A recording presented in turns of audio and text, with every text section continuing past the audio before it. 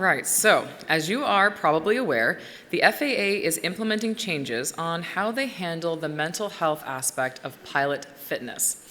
First Officer Carrie Braun has assembled experts from ALPA and the FAA on how peer support programs can change perceptions around pilot mental health and how these perceptions are changing around this very important topic.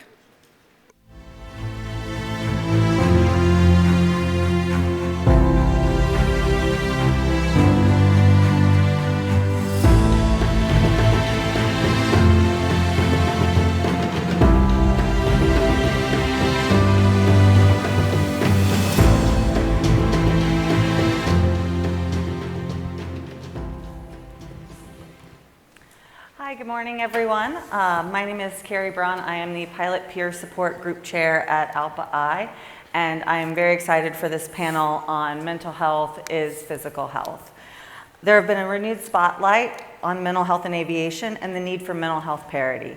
What this means is we should look at mental health the same way we look at physical health and offer the same protections.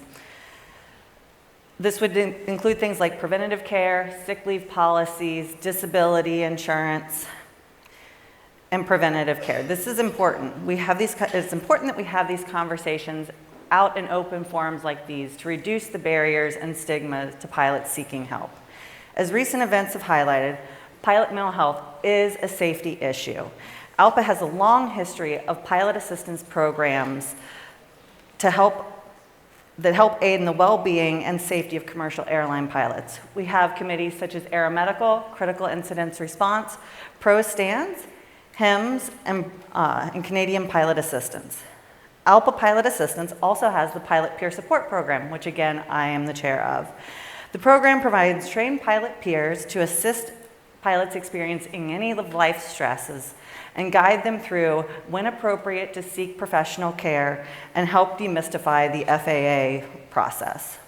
In the previous panel, we heard about some of the aeromedical changes the FAA is starting to make to destigmatize mental health in aviation, including assessments and authorizations of certain medications. In this panel, we're going to be addressing other resources and ideas to help destigmatize mental health in aviation and encourage pilots to seek help during early indications of an issue.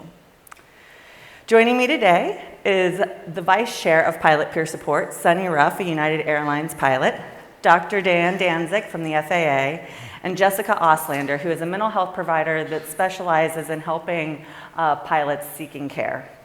Again, you can look at their full bios in the app. They're all very lengthy. In 2015, after an aircraft incident involving a pilot suicide, the FAA convened the 2015 Aviation Rulemaking Committee on Pilot Fitness, or ARC for short. But as we have seen in recent events, more work needs to be done in this area. And so this year, the FAA convened another ARC, this time on mental health and aviation medical clearances. This ARC really focused on destigmatization and the barriers associated with pilots seeking help and benefits from peer programs. So now we'll get started with the panel. Sunny, let's do some level setting. The 2015 really focused on the need for peer programs. ALPA's response was the Pilot Peer Support Program to that 2015 ARC. Can you please explain what PPS is, what the program is like? Sure, thanks for allowing me to be here. Simply put, it's a system of giving and receiving help. But let's drill down on that a little bit. It's founded on some principles, some key principles. First is respect. It's mutual respect. That works both ways, right, between the caller and the volunteer. And then we have shared responsibility. And the pilot that needs help is responsible for bringing their issues to the forefront with the volunteer. The volunteer is responsible for understanding what resources are available, listening non-judgmentally, and also offering those appropriate resources. And then the third thing is mutual agreement of what's helpful. So again, that pilot volunteer brings those resources to the forefront, but this is a self-directed program. So that pilot that is in need has to take those steps and find that help that's good for them, for their mental health. But more importantly, let's talk about what peer support isn't. We are not therapists. We leave that to the professionals here. So we're not offering therapy. We're offering non-judgmental help, right? So the caller regardless of what situation or issue they're dealing with, it's not the job of the volunteer to pass judgment on what's going on. And then the third thing is we're not giving advice. Again, we're not therapists. So we can offer those resources, and then it's up to the pilot to make that decision to get help. Right, that mutual agreement of what's beneficial. Yeah. So not you should do this, I need you to do this. It's what do you think is going to help Exactly. that situation. Exactly. Perfect. Jessica, to you, as a mental health provider, what role do you see peer support programs playing in pilot well-being? Peer support programs are incredibly vital to not just the pilot setting, the aviation setting, but also we see them in many other professions, right? This is not a new concept, but they are critical because having that first conversation with a peer, so much of mental health starts with connection to others. So having a conversation with a peer takes out a lot of what you have to explain, right? You have that instant connection. You're going to be a little more relaxed. You're going to be a little more open. You're likely to get to the bottom of whatever is going on fairly quickly. And that peer is going to have specialized resources that are going to be effective without having to ask a ton of questions, right? So you get help more effectively in a way that is more comfortable, which means you're more likely to use those resources. Yeah, exactly. And it really, from a therapeutic standpoint, if you see a pilot that's coming to you after working with peer support, do you see that they come earlier, or what role do you think that plays into it? Absolutely. I see peer support as one end of a spectrum of mental health intervention. It's not before you get to the intervention. It's a very important component at the beginning. That can be early intervention or prevention, depending on the situation. So when I work with a pilot that has been escalated to me through their peer support program, or maybe they've come to me privately and they have worked with the peer support program, they're already coming in with a foundation. They have better understanding of what the problem is and why it's a problem. They have resources they may or may not have already tried. So we're actually not starting at the beginning, which means time with me is going to be a lot shorter. That's great. And Dr. Danzig, from a regulator's perspective, what role do you see peer support playing in pilot well-being? I think one of the biggest things we see is it helps to decrease shame and stigma. That it's okay to seek help. Have good help-seeking behavior. That's the biggest thing we see on the regulatory side is you have somebody intervening, a volunteer who may have experienced something similar or not, but at least it helps to show to that person that there's somebody that can listen to you, be there during your journey. And following up on that, we all know that the FAA wants pilots to be healthy and seek early intervention for key mental health issues. Can you speak to the stance on the FAA stance on pilots seeking counseling?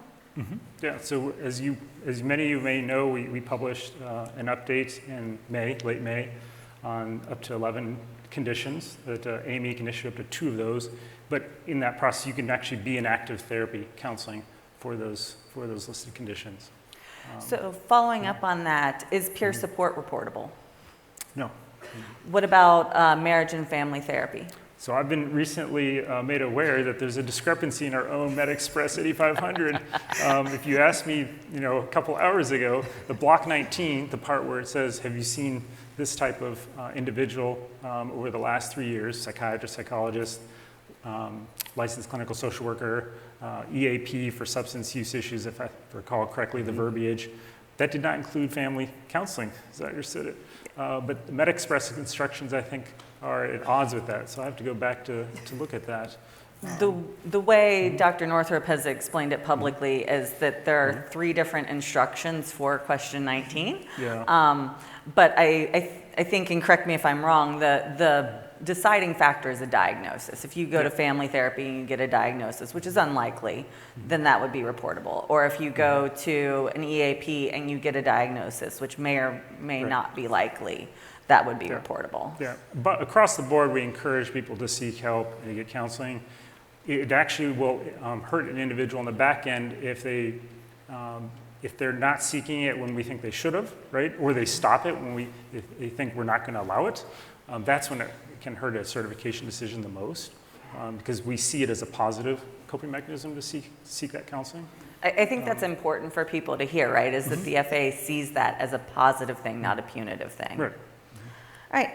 From a pilot's perspective, Sunny, can you speak on some of the barriers to pilots seeking help and how it affects the work PPS and our volunteers do? And do you think we're seeing the same barriers as 2015, or have things changed? Well, discussion of mental health is much more out in the open now, which I feel like personally is a good thing. We're humans, we're not robots, right? We operate in this complex system in our jobs, but we're also complex organisms as well, right? And so we don't just operate in this closed environment as ourselves. So really, we all have emotions that we have to deal with. And if you look at the I'm Safe checklist, 2 out of those 6 things are emotion and stress, right? So that's an emotional thing. That's something that impacts our mental health. Look at the name of our panel. The mental health is physical health. So we're also tying that in with the I'm Safe checklist as well. If you think about it, we don't take care of our physical health alone. We have providers, we have nutritionists, who was here this week, thank you. We have sports trainers. Why would we not do the same thing for our mental health and reach out? I mean, isolation is a bad thing. We learned that in COVID, right? So expand your team, just like we do in the flight deck. But really, back to your question though, while the creation of the peer program was very crucial in that 2015 arc, it really didn't address some of the things that I feel like are hindrances to someone seeking help, right? That would be like loss of medical, loss of livelihood, even fear of certification action, really. But these things definitely do still hinder people from seeking help. So I think the 2024 arc really helped address that with mental health parity, with mental health awareness training, and also peer programs. So yeah, there's still some of the same ones out there. Yeah, you know, we can stand up a great peer program, right? But if pilots are still scared to seek help beyond us, there's only so much we can do to affect change. And it really lies with the regulator to help us change that message.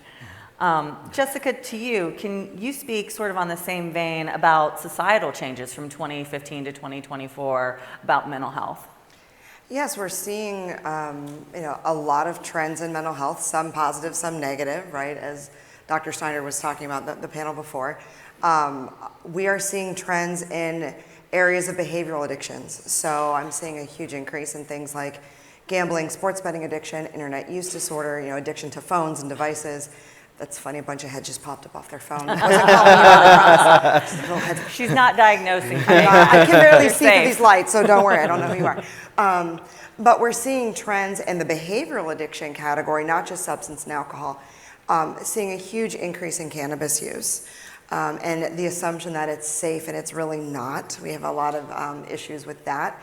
Seeing a lot of trends, we're actually seeing things like rates of suicidality going down. We're seeing more mental health being addressed more in the school system. So pilots who are also caregivers, right? We're seeing some of those issues go down as resources are going up.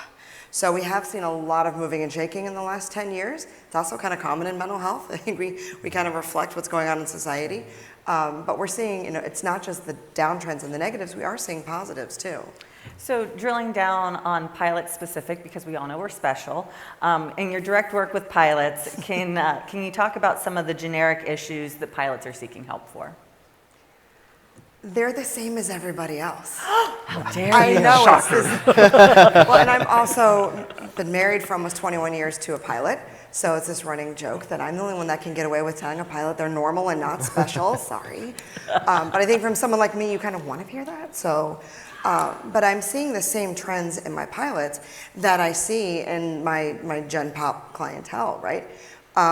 Pilots tend to feel the effects of these issues a little more quickly. So because of things like the sleep disruption, circadian rhythm's big, right? Watch your sleep. Things like nutritional disruption, schedule changes, just everything going on in the industry affecting them a little bit more. Everything's a little bit higher stakes. That fight or flight kicks in a little bit faster. But in terms of what the issues are, it's pretty much the same. Pilots are people too. So we're seeing caregiver issues, we're seeing increase in addictions, seeing things like work-life balance, stress, recovering from the pandemic. I just see those issues hit my pilots a little faster, and help seeking is being delayed at the same time. So it's kind of the bad combination, which is why I'm always promoting peer support programs. Awesome. And so moving forward to the 2024 ARC on pilot mental health and certification, there were 24 recommendations. Mental health parity, information management on the FAA side, peer programs, and mental health awareness and training were all components of those 24 recommendations. On the earlier panel, there was discussion of some of the medications related to mental health, including the possibility of reducing some of the observation times. As an observer on the ARC, Dr. Danzig, what other changes has the FAA been instituting around mental health? And is there any specific changes that you can highlight in the AME guide? I think you talked about a few of them earlier. Yeah. But just to recap, yeah, we end up now have 8 antidepressants that are conditional medications. So that has come out. But the anxiety, depression, disposition table that we put out in late May, that was basically a third of the policy update I'd already worked on. So we have to validate some other tools to go along with that. These kind of tools are tools that somebody like or would actually use out in the community. And we'll be trying to do that update. My goal is to do it next quarter, but it's being pushed back to the second quarter of next fiscal year to finish some of those validation things. But it would include evaluating the wait times. The possibility that an AME could issue something and it would turn into an ASI. We're evaluating everything in that aspect. At the same time, we're putting together, tasked our research team to look at how do we do a study on ADHD? What would that look like? What kind of study protocol would we need? Initiating that review as well. So there's a lot going on in those things. We've also started a new form of education for AMEs. Just steal my thunder on the next question. Okay, I'll let you go. I can bypass that for now. No, go ahead. That was my very next question to you was, the ARC said that more training should be given to the AMEs. So what does that look like? We started with monthly grand round sessions, and to help incentivize it, providing continuing medical education credits, CMEs, so that it increases the attendance. We've had to adjust times too for international AMEs to do that. That actually expanded to include other medical conditions, not just mental health conditions. We're also in the process of looking at some type of on-demand type of training we could offer to AMEs, so they could do it at their own time and still get CME credit or something for that, and, all revolving around mental health. Awesome. So lots of moving parts and hopefully some improvements moving forward. Yeah. Great. Sunny, back to you. The ARC also recommended mental health literacy and education. Can you talk about what are some of ALPA's initiatives to answer those recommendations? Sure. Well, we have a full slate of trainings and initiatives. With the peer support program, we offer at least 3 initial trainings every year. And what those look like, there's 14 didactic hours, and we cover things like aeromedical issues, mental health disorders, policy and procedure, among other things, communication strategies, listening skills. And so we really have a strong foundation for our volunteers. And then we also require them every 2 years to go through a recurrent training course. And that 2-year recurrent training course has some modules that are just sort of refreshers, like those communication skills and some of the basic mental health issues. But we also do some plug and play with new things every 2 years, like whatever is trending in the mental health world, any changes in aeromedical issues and the policies there. So it keeps us busy for sure. But along with that, that's a 2-day training course as well. But we also hold symposiums. We just had one in June, and we have mental health experts, we have physicians, we have industry leaders that come in and talk about, it's sort of just like a 201 instead of the 101 that we're getting in initial training. So it's just more opportunities for our volunteers to hone those skills and to be a better volunteer. How many of you know about the Are You in the Green campaign? Anybody? Oh, look, we've got some people. Yay! Hey, yay! They've been listening it's this working. week. So we launched that back in May, and we've done things like podcasts, and we've sent out postcards. We've had some articles. We're going to have some testimonials coming out. We've got green lanyards for our volunteers. We have a public-facing website and also an internal-facing website, and it's alpa.org/inthegreen. Green. Just green, sorry. alpa.org/green. So please check that out if you have an opportunity. But from a leadership standpoint, really, we're always looking for new and innovative ways to keep our volunteers engaged, to educate those pilots in our pilot group, And again, that's what it's about, is taking care of our pilots. Sunny and I do a lot of work together trying to figure out how to reach pilots. Pilots aren't always great about reading emails and about reading notices, so it's definitely a challenge, right? But we want our pilots to be educated and we want there to be interest. And I'd just like to take a quick moment to recognize Chris Arnold, who spearheads the Are You in the Green campaign. So we could not do the work that we do without support. So thank you, Chris, for that. Really, and just absolutely. Good job, Chris. And she's right, it is a lot of work, but the thing is, and I finish one of my lectures in the initial training every time with, no matter how much it costs, no matter how much time you have to put in it, if you save one life, it's worth it. Yeah. One life, one career, one family. Yep. So speaking of that, Sunny, what role do you see programs like ALPA's PPS in playing in pilot well-being overall? Well, again, like the ARC talked about, we need to continue to destigmatize mental health. We need to remove those barriers for those that really want to seek treatment and seek help. Again, we're going to need to continue supporting and educating our pilots, educating the stakeholders. But really, we need to continue being a signpost for our pilots that need help. And just like we've always done as ALPA, is continue to support our ALPA pilots. So Jessica, back to you. What do you think the biggest piece of advice you could give to a pilot to encourage them to seek help from a specialist like you? I get this question almost every day. I do. It's, I encourage pilots, at the end of the day, everybody around you wants you to be healthy and the best version of you, right? You should want that too, but I hear a lot of the job comes first, right? At the end of the day, your loved ones want you to be healthy, the FAA wants you to be healthy, your passengers want you to be healthy. Take care of yourself first, the paperwork will follow, right? All the regulations, we're talking about this backstage, all the changes they've made, I have seen the last 3 months as a provider remove so many barriers already. Things are flowing a lot quicker. Pilots are going to their AMEs and talking about their mental health care, and they're not getting deferred. They're getting encouraged to continue it, to keep it up. Good job. They're getting that support. So if someone is kind of hesitant to talk to someone like me, say, just go ahead and do it. But at the same time, with any healthcare provider, right? This is about parity. Mental health is medical health. Be informed. That AME guide is publicly available. Now, we don't expect pilots to understand it. One of my favorite things to do is translate my profession to yours. But you can at least take that to a mental health provider, any mental health, master's level, doctoral level, and they can help explain that and they'll understand, what, kind of the boundaries and the rules are. With the new decision tools and the new guidance, especially the anxiety, depression, and other category, what I spent a lot of time talking about in the last few months is explaining to pilots, if you had those diagnoses, you wouldn't be this far. Like they hear bipolar, oh, I have mood changes, I must have bipolar disorder. No, that the criteria to get there is pretty hard. It's a pretty big impairment.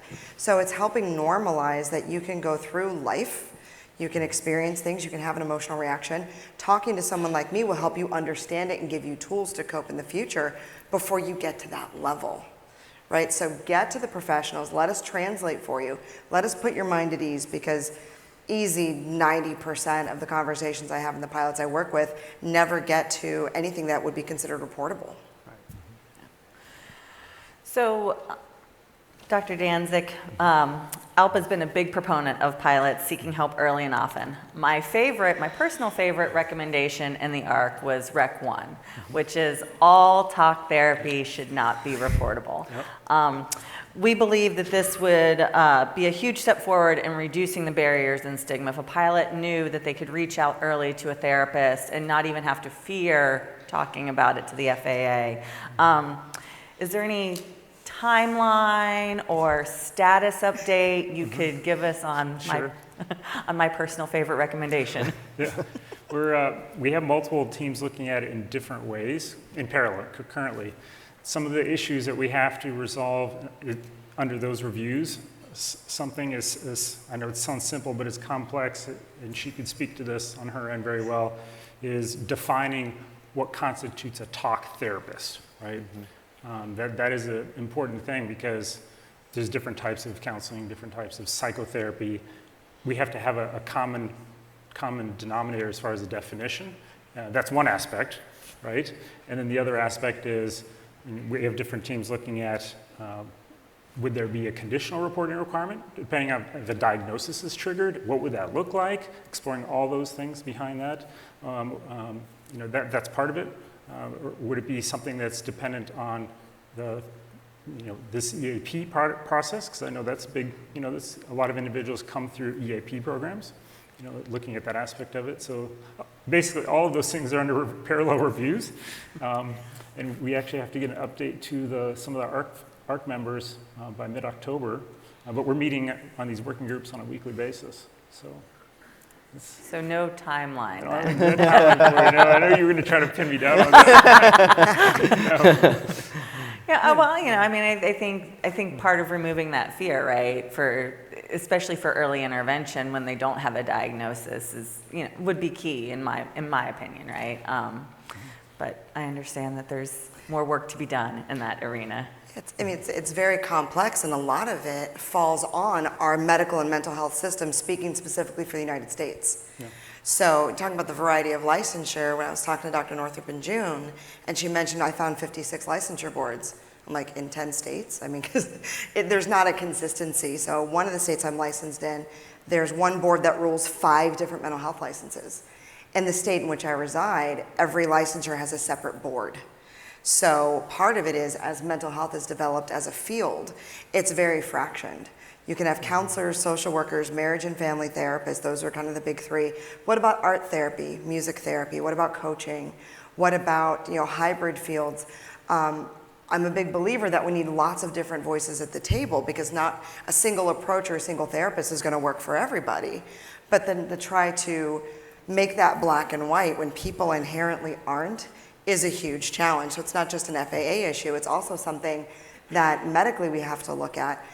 We have something called the compact laws that are being passed. So psychology has it, counseling is coming soon, social work has just started, but that is a system to get reciprocity among member states. Mm-hmm. So right now I maintain licensure in 3 states with telehealth privileges in another.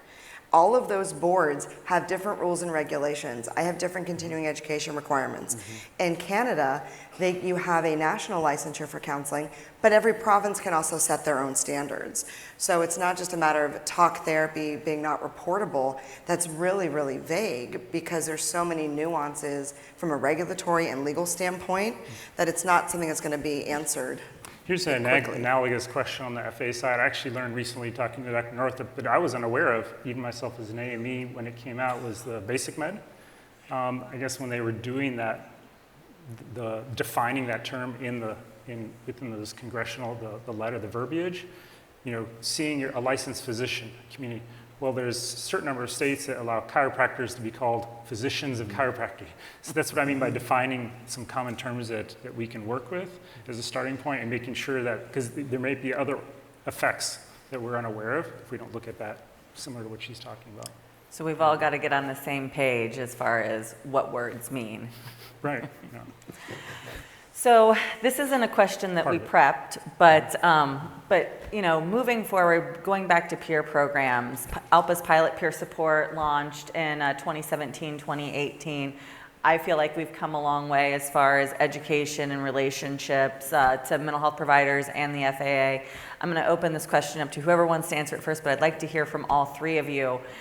In a perfect world, what do you want to see the future of pilot peer support and its relationship with the FAA, with mental health providers, and with our pilots moving forward? I can start off. I was really enamored to see how it's starting to take off at the university college level with our aviation programs. I think that's a really huge step forward for us.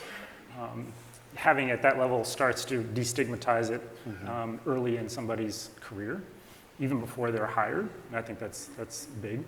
And of course, employers supporting it across the board. Yeah, I'd like to see increased access. I know it's not mandated, right? It's recommended.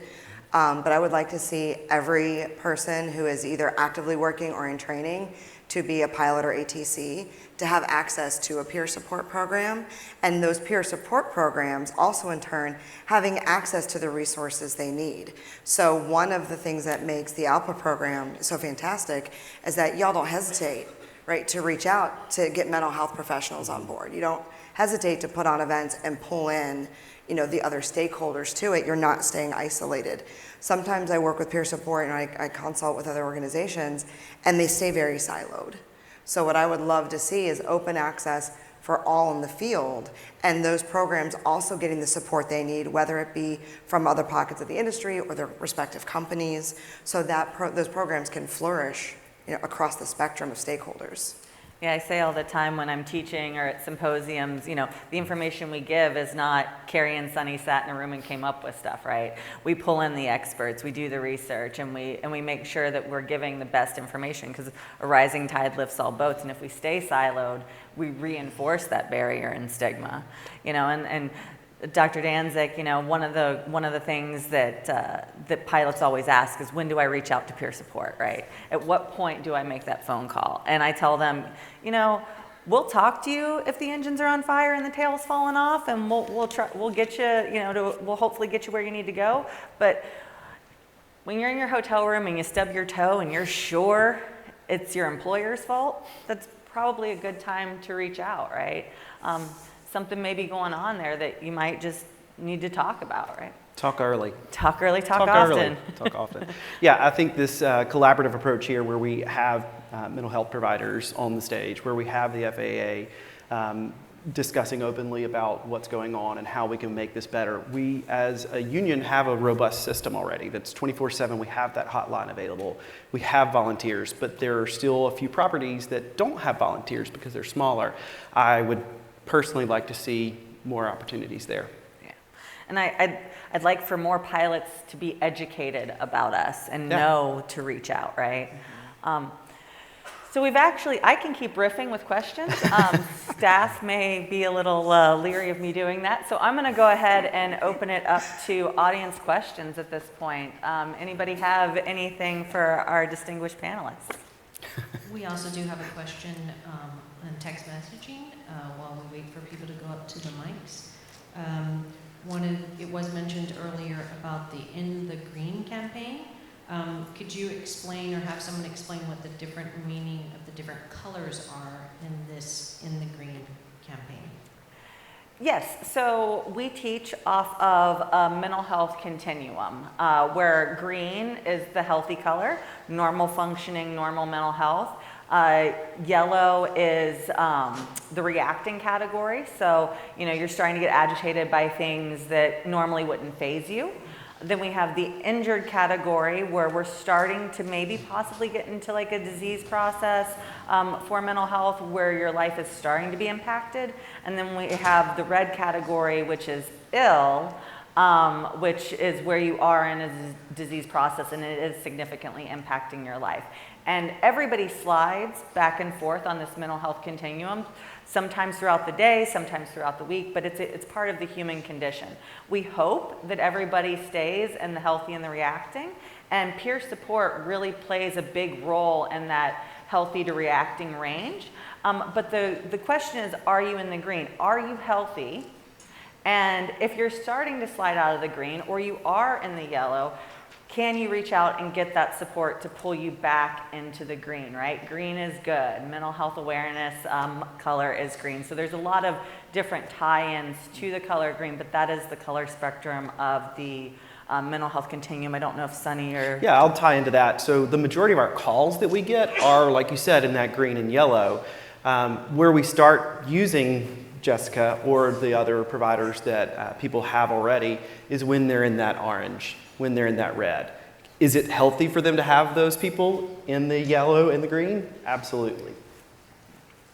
Yeah, and from a mental health perspective, you know, we're seeing this shift from a medical model to a safety model, right? The counseling profession has been looking at a wellness model since its inception in the 70s, early 80s. So that In the Green actually really mirrors how we're trained. So just because you're out of the green, right? If you're in the yellow, you're still normal. Okay, congratulations, you're not special, you're normal. You should be reacting, you know, and I have pilots, I shouldn't be upset about that. I'm like, well, if you have no emotional reaction, that's a different diagnosis I think you'd want to know about. We don't want to go there either.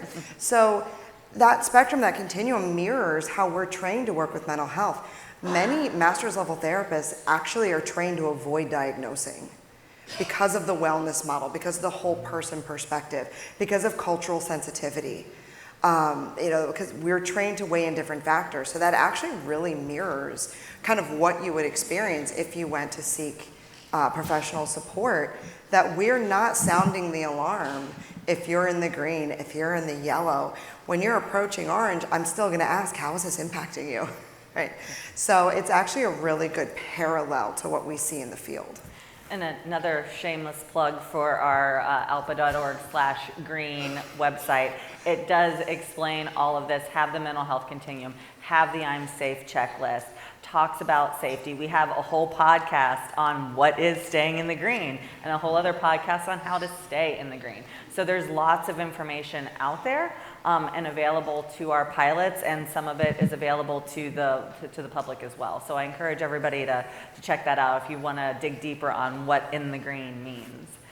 Well, we have just about run out of time. I wanted to thank our panelists for being here and having this discussion. Again, it's important to do this out in the open so that we do remove those barriers and stigma. And for our ALPA members, remember that ALPA's pilot assistance committees are available to you as a resource 24/7. Our phone line is staffed at Pilot Peer Support, so please reach out. Even if you think that it's something small, again, early intervention is imperative in mental health. Thank you.